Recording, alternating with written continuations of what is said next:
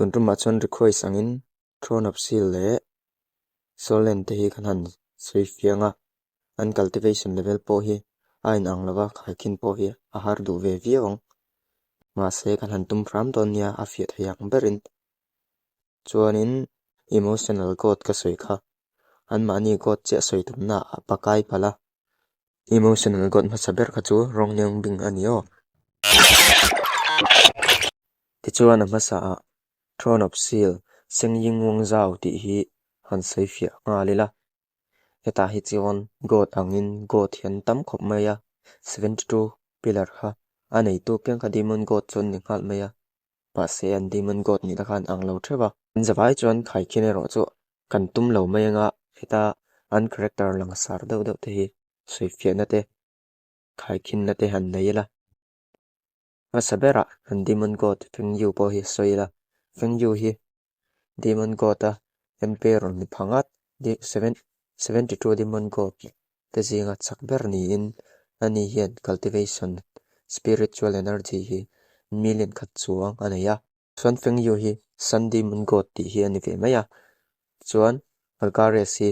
moon demon god ani ve boka ani hianin cultivation a hian spiritual energy nuai kuwa nei ani o ti chuan algares po hi god tho an mani lamdan takin god tho ni na a ma se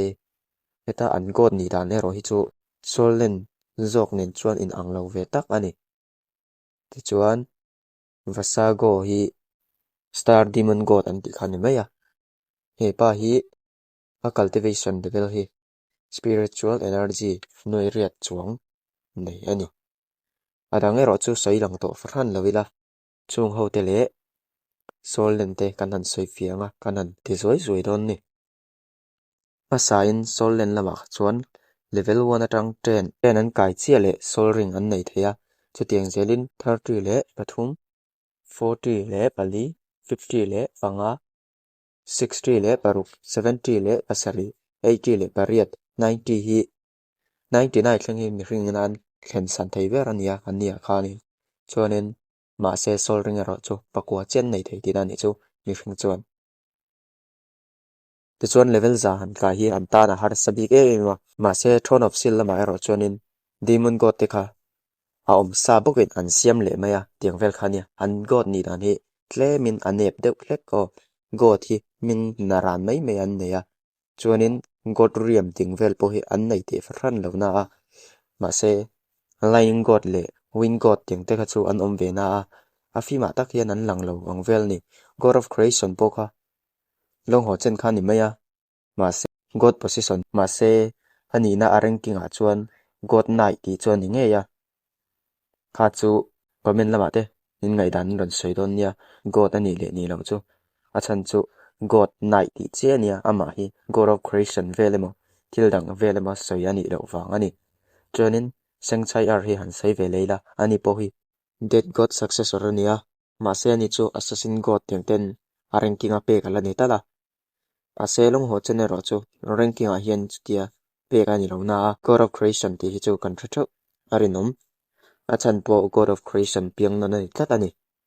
ti chuan an cultivation level hi throne of seal lama hian soi ve leila rank 1 hi spiritual energy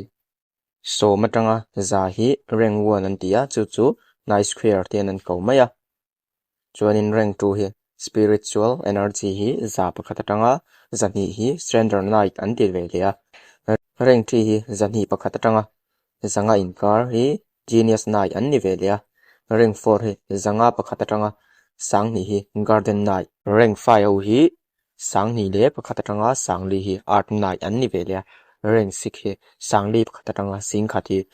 radiant night ti an nia chuanin rank 7 ho hi sing khat pakhatatanga sing thum hi temple night an ni chuan rank 8 hi sing thum pakhatatanga noi khati saint night an nia rank 9 rang hian chuan an chak bon to khop mai na solena title dualo anti level som ko chunglam kwa khatatanga kwali an thenang deuin a heta a divine night china po hian in then than aum velia chu an spiritual energy a te ani ngtirnan noi ruk vel nei te hi hyper duolo ai chuanin tle min an chak deuh arin oma achan po an cultivation level an ang tlat lo wang ni chuanin rank 10 ho hi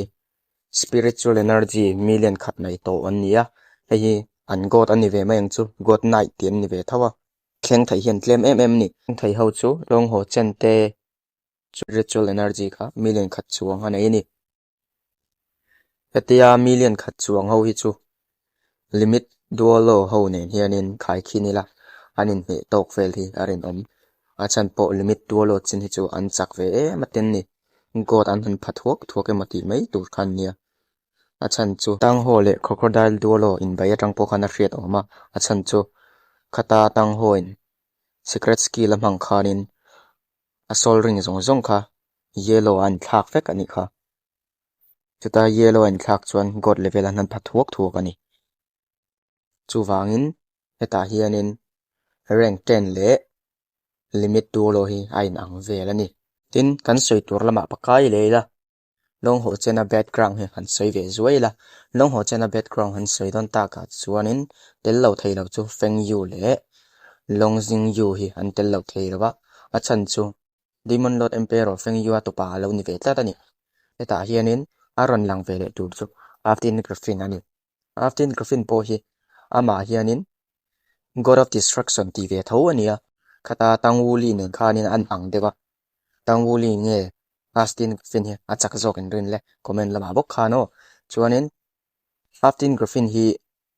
hetia god of creation nena omdun anga langan nita a chuta god of creation nena thubuai na ya ani aftin griffin kha god of destruction aloni phata ani chuanin chu god of destruction chu kha demon god pillar simsari le pahni te power wangin ama chu atak sabung zong zong chu then thangin chu pillar a chona luta chuanin holy demon continent po arin pen phata ani kha hi lai ke si chu soi vak lo mai la achan chu zaman dei khan ari kep to thawa a soi fia thoka ding ka ria ama ma po khanin son of light te po khan oma ama kha son of light pahni na nia tuna long ho chen hi pathum na chi ania an piang khat khop mai kum sang ruk nu te ya piang an ni sia chuanin after griffin le god of creation te ha anin ti boy nuin kha pillar ra khanin kha pillar te kha wana tangin an ron thlata kha god of creation a power ani thai mai em ti te kha chu kan la chiang ngam bik lawanga achan po alang sar em lawatin ani alang dan bera chuanin aftin griffin power them ang khanin alang ta a aftin griffin thi nuin khang ho pillar kha ron ni te po a anga achan chu aftin griffin an 72 pillar zinga serpent demon god ta anti chet khanin aftin griffin lak let le vet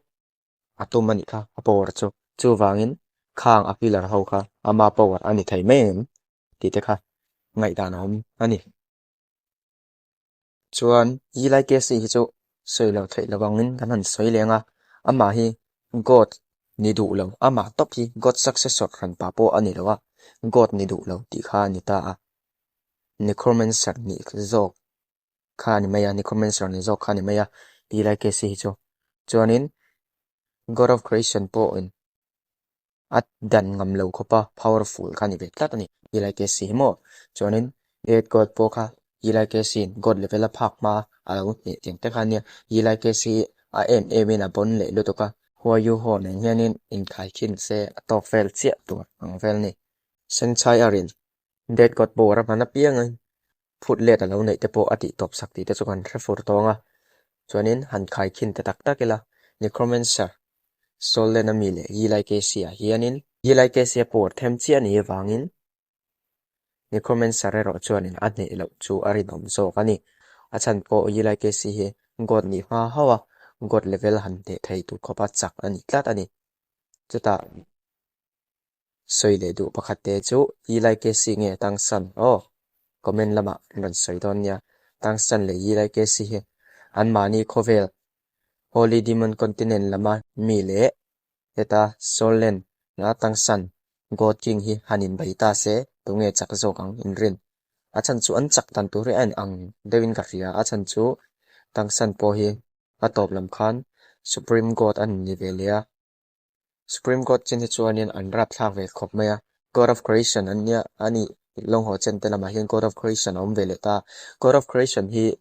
siam tu berang na ma se yi lai ke sin ang tlat lang ong ver khan ni le ta chuanin lightning God te pon nei a beast God te pon nei ve a God chon om ve nual na a hetia lang sar tuk an ni lo wangin kan han soi lang lo mai nga chuanin han khai then le tur chu tang ho le Longjing Wu hi a cultivation level a hianin ring nai ania spiritual energy hi nuai khat chuang ani a om zia chu divine night ani chu heta hian tang ho po kha alang da takin level somkho pasari chunglam ti che khani menga heta hian hanin baita se anin ne to view hiarin om achan chu anni in divine throne an nei via tang ho lai an secret skill god power hial han pha anei ve tlatani chata an hanin bai chuanin tang ho hian an ne hi arin om zo ani tila Longjing Wu po hi abon tak ani tang ho le Longjing Wu soina hi chuanin tlemin soi nal tur zok hia om loving ka hria an chak ve ve thokhat maten ni ta adang han soi kai dei la ho yu ho le long ho chen hian khai khin ve leila ho yu ho hi a por amak ve boka spirit beast anaya chung tiang bokin long ho chen po equipment lam hi anga angreng khop maya yatin te ye yaw lei te po kha a furnace angina ni chona nei via spirit soul nen hian an ang deuh thawa ho yu ho soul spirit nen te kan an anga yatin le ye yaw lei te hi ma se long ho chen lama chuanin furnace an te pe maya chuanin long ho chen zok hianin divine throne of eternity and creation hi anaya chu an mani lama thaber ni ve in God of creation ta an asan chan chu ama hi God of creation ani tlatani chuan huayu ho po hi ane ve bik lo khop maya first class God lek ni in supreme God power han phathok thok tin te kha ni ve ta chuanin asura ice po anei via achak zok tura ren om po hi a har ve dewa ma se hanin bai tak tak chu ni se divine throne of eternity and creation hi atha ema long ho chen hian an he zok arin omani chuan ilai ke silen ni comment sar kha chu pakhat an ni na soi lo mai la chuanin tangwu tong butterfly goddess le Sengchayar dead god raksasa god ang deuh kha han khai khin ve le ya tangwu tong po hi chak ve thokhat tak ni in ma se a goddess ni na hi ama che ama saber ania arin om zo ani Sengchayar ain mo Sengchayar chu dead god successor mai ni ta ma se tangwu tong cho bun nei mem cho ama hi butterfly goddess ma saber ani o tang san le ziaw tang dun se yilai ke si long ho chen le Sengchayar Longjing Wu Austin Griffin Demon God Emperor Feng Yu khang tenen in baita se tunge chak zok en ring le kha chu risky o chuanin Austin Griffin le ditian hian khai khin ve leila anni hi soul beast fe ve ni ta ditian hi beast god ani na a cultivation level lam hi million khat cultivation tling ve trep to nia achak thokhat ani chuti rolin Austin Griffin er chu God of creation nena om dun khan ni miwa Austin Griffin hianin ate zoki arin omani achan chu ani chu soul beast god lek ania level za an heng thuak ani maya ma se Austin Griffin ero chu ma sang atanga om to ani ve tlatani chuanin heta khai khin le dura pakhat ka du em chu huayu ho a tian meng le tong ho chena divine snail seal of sun and moon nge thang rin huayu ho a tian meng a seal kha divine snail seal of sun and moon hi athat zo ka rin na chan chu ani chu apan char thaya tian meng a tai ro kha chu mang hun te ne ya ma se dang thailo kha nei lawa chu tiang bokin divine snail seal of sun and moon po hi dan thailo tak tak chu nei om ka thelo kha chu in draw ang dewa dai la ma se long ho chena ta in ate zok chu arin omani a man thei reng awangin sona pakhat kan siam vele lok lu chu tian hi achak perin tirngota ani kha chu star duo forest a khan ani mayanga lelama sunmoon continent anai evil demon forest a kha chuanin evil tyrant emperor om vea kha khapo kha achak zok arin omani ma se ditianin ane anga achan po ditian khan anin baina khanin annor let to tlat ti kan hra theuh om anor le to tla ti kan hra theuh oma chuan pakhat le soul beats song song ah hian tu cultivation nge sang ber rang le comment lama oh